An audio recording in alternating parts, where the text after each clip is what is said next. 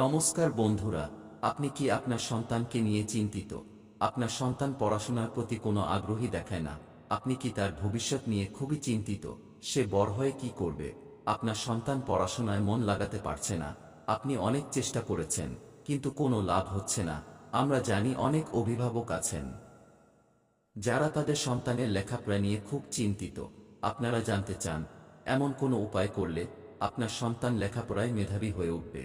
আজকে আপনাদের জানাবো কোনো উপায় করতে হবে এবং কিভাবে করতে হবে।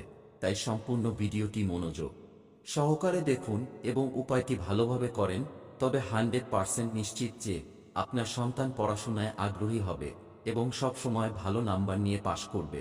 আজকের ভিডিওতে আমি আপনাদের 3টি উপায় বলতে যাচ্ছি। প্রথম উপায়টি আপনার সন্তানকে দিয়ে করাতে হবে, দ্বিতীয় উপায়টিও আপনার সন্তানকে দিয়ে করাতে হবে এবং তৃতীয় উপায়টি পিতামাতাকে করতে হবে। প্রথম উপায়টি হল 1 গ্লাস জল এবং মধুর প্রতিকার। এটি একটি বিশেষ প্রতিকার হিসেবে বিবেচিত হয়। এই প্রতিকারটি আপনাকে শিব মন্দিরে গিয়ে করতে হবে। আপনাকে কি কি করতে হবে মনোযোগ দিয়ে শুনুন। যে কোনো সোমবার সকালে স্নান সেরে পরিষ্কার বস্ত্র পরিধান করতে হবে এবং আপনার সন্তানকেও একইভাবে প্রস্তুত করাতে হবে। এরপর আপনাকে 1 গ্লাস জল নিতে হবে। মনে রাখবেন, স্টিলের গ্লাস হলে হবে না, আপনাকে তামা বা পিতলের গ্লাস নিতে হবে এবং ঘর থেকে শুদ্ধ জল ভরে নিয়ে যেতে হবে। মন্দিরে জল নিলে হবে না। তারপর সেই জলে আপনাকে 2 থেকে 3 ফোঁটা মধু মিশিয়ে নিতে হবে। এরপর সন্তানকে নিয়ে শিব মন্দিরে যান। শিব মন্দিরে পৌঁছে আপনাকে দক্ষিণ দিকে দাঁড়াতে হবে এবং উত্তর দিকে মুখ রাখতে হবে। আপনি যদি বুঝতে না পারেন কোনটা দক্ষিণ আর কোনটা উত্তর, তাহলে যেদিকে জলধরি আছে সেই দিকে মুখ করে দাঁড়ান। এরপর সন্তানকে বলতে বলুন, তুমরুকা মাতা, তুমরুকা মাতা, তুমরুকা মাতা। এইভাবে বলতে বলতে সেই জল শিবলিঙ্গে অর্পণ করুন। আর কিছু করতে হবে না, শুধু তুমরুকা মাতার নাম নিয়ে মহাদেবের শিবলিঙ্গে মধু মিশ্রিত জল নিবেদন করতে হবে।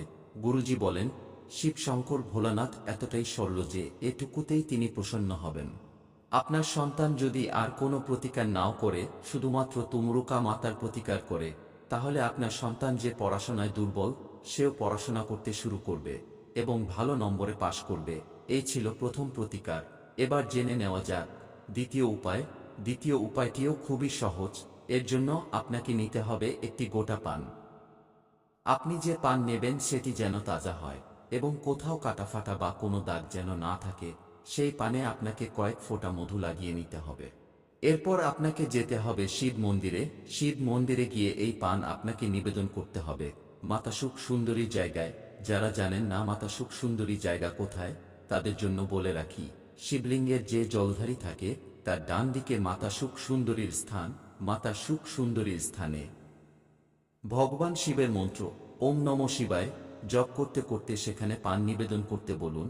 আপনিও আপনার ইচ্ছা ভগবানের কাছে বলুন এবং সন্তানকে নিয়ে ঘরে ফিরে যান। এই প্রতিকার করলে আপনার সন্তানের বুদ্ধির বিকাশ হবে এবং পড়াশোনায় আগ্রহী হবে। আমরা জানি বাচ্চারা পূজা পাঠ প্রতিকার এইসব করতে চাইবে না, তাই প্রথম এবং দ্বিতীয় প্রতিকার করা আপনার জন্য একটু কঠিন হতে পারে। আপনি অবশ্যই তাকে বুঝিয়ে শুনিয়ে এই প্রতিকারগুলো করান। এবার জেনে নেওয়া যাক তৃতীয় প্রতিকারটি। এই প্রতিকারটি খুবই সহজ এবং এটি আপনি বাড়িতেও করতে পারেন। আপনার বাড়িতে যদি মাতা সরস্বতীর ছবি না থাকে তাহলে বাজার থেকে কিনে আনুন, আর যদি থাকে তাহলে তো খুবই ভালো। মাতা সরস্বতীর ছবিটি ঠাকুর ঘরে স্থান দিন এবং সন্ধ্যার সময় বাড়িতে সন্ধ্যা প্রদীপ জ্বালানোর পর মাতা সরস্বতীকে লাল ফুল অর্পণ করুন এবং মায়ের কাছে প্রার্থনা করুন তিনি যেন আপনার সন্তানকে আশীর্বাদ করেন, যাতে সন্তান পড়াশোনায় আগ্রহী হয়। এরপর আপনার সন্তান ঘুমিয়ে পড়লে মাতা সরস্বতীকে অর্পণ করা লাল ফুল নিয়ে আপনার সন্তানের মাথায় ঠেকান। এতে কি হবে, সেই ফুলের মাধ্যমে দেবী সরস্বতী আপনার সন্তানের মাথায় প্রবেশ করবেন।